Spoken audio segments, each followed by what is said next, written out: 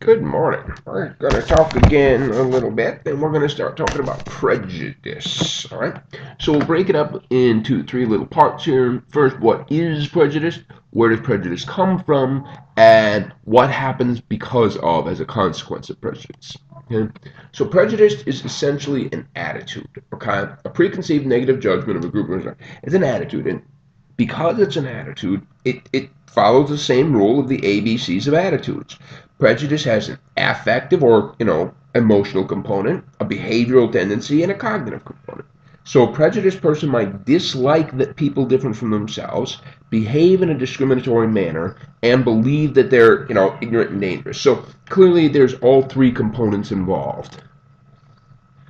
A stereotype, on the other hand, a belief, right, about the attributes of a group of people.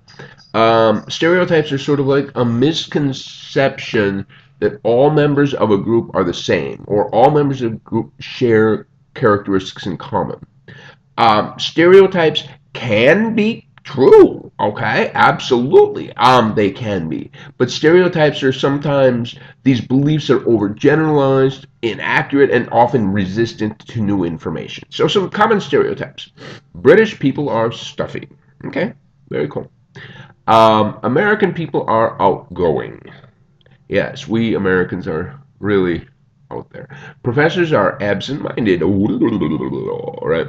So stereotypes can be accurate. They really can, especially when you go on a case-by-case basis. But what we find is here's probably the way stereotypes generally work, because most stereotypes have at least something back there. So check out this stereotype for absent-mindedness. And so what I've got is group A is not professors, group B is professors. You see that? And so what we find is the phenotype. Clearly, I took this out of evolutionary theory. Okay, this is how this works. But anyway, absent-mindedness, and how much absent-mindedness. The further to the right, the more they are. And so we can see that the group of professors is, on average, more absent-minded than the not professors. But we see plenty of professors that fall so far to the left as to be considered not absent-minded. And we see some not professors so far to the right that are clearly in the absent-minded area. So we find that this particular stereotype, as written, as put on the page, is both true and untrue, right? It's true in a general sense, but it's untrue often when looking at individual members. Okay? Discrimination is behavior, okay? Unjustified negative behavior to the group or its members. Okay? And so different forms of discrimination could be racism, and it's just one form. We'll get sexism on the next slide, and ageism and religiosism and etc. But they're all forms of discrimination. Racism, an individual's prejudicial attitudes, beliefs, and discriminatory behavior toward people of a given race. Or institutional practices, okay? And this is scary. This institutional practices, one of the current events of the day is discussion of whether or not to put questions of citizenship on the census form. And what's frightening is that the impact is clear. The impact, see now, the U.S. Constitution lays out representation based on population, not representation based on citizenship. And so anybody that is living in the United States is subject to representation. Okay? No matter whether they're legal or illegal, they get representation. That is exactly what it says. Now, what happens is that by asking the citizenship question, it will cause many people of shaky citizenship status to not submit, and therefore will not be represented, and will have the impact of taking those areas that might have a high concentration of Hispanics, probably is obviously the biggest impact, and so those areas that have a high concentration of Hispanics will get less representation than they currently do. Now the problem is that in the past this type of activity was being covered by the Voting Rights Act, and the Voting Rights Act was a way to protect against this type of discriminatory behavior, and it did so by talking about the impact of legislation. Now the new rule the Voting Rights Act has been really tamped down, and now the new rule is not, does it have a discriminatory impact, but was there discriminatory intent?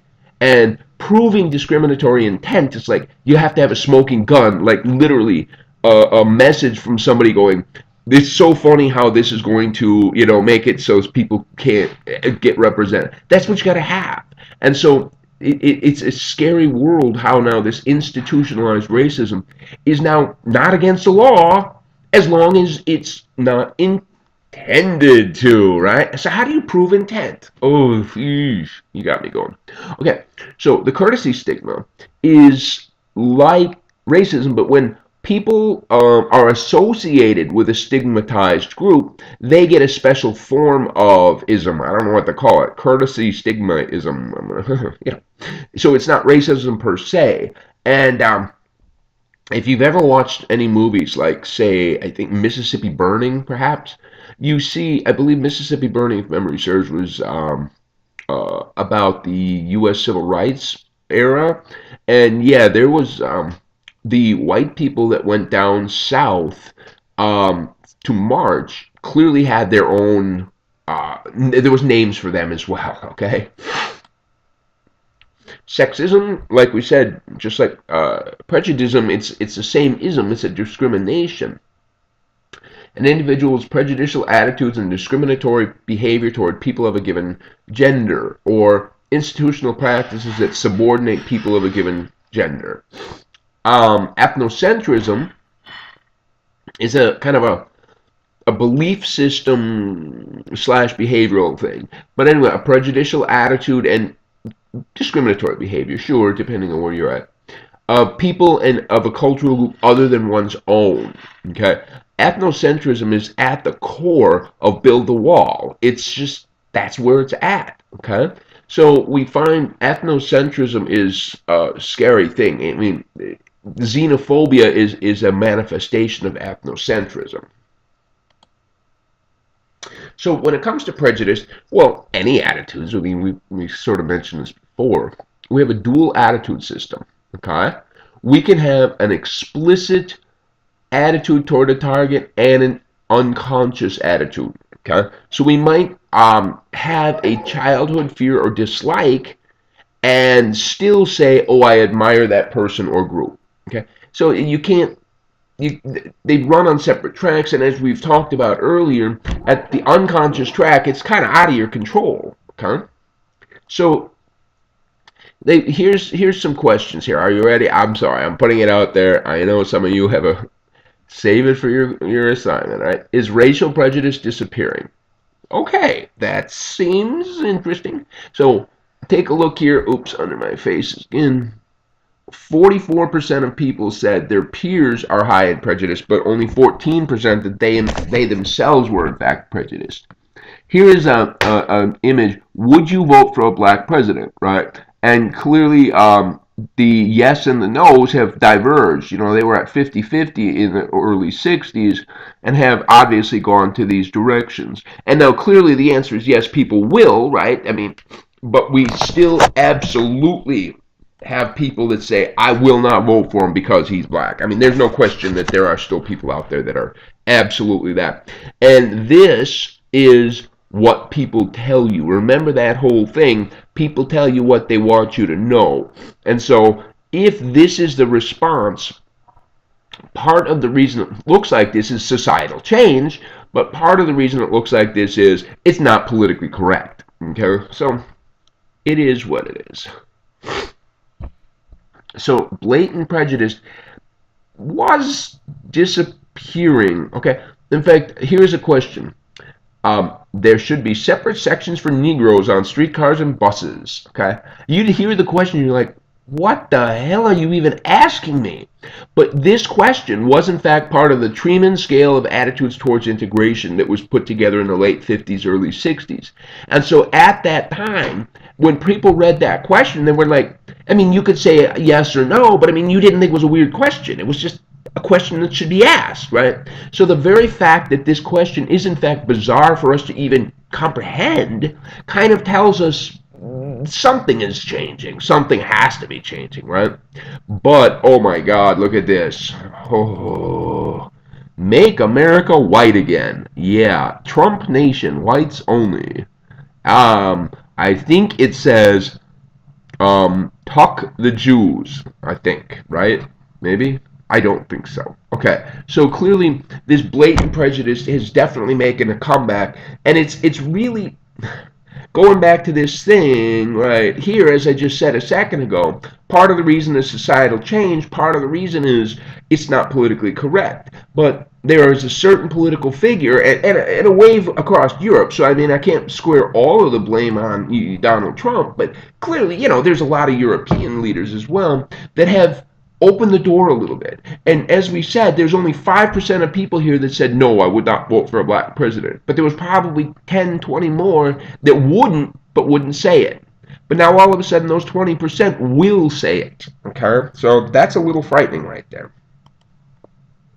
So prejudice can also be subtle, that unconscious track. Okay? So check this out. 5,000 resumes were sent out in response to employment ads.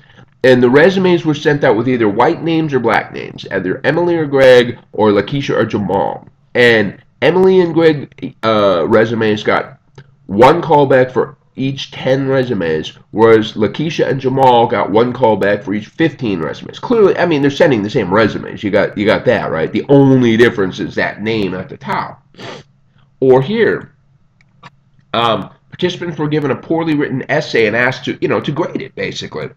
If they believed the author was white, they rated it poor. If they believed the author was black, they rated it high. And so it's like people seem to be using different standards depending on who they believe the author is. And that's troublesome right there. That's troublesome.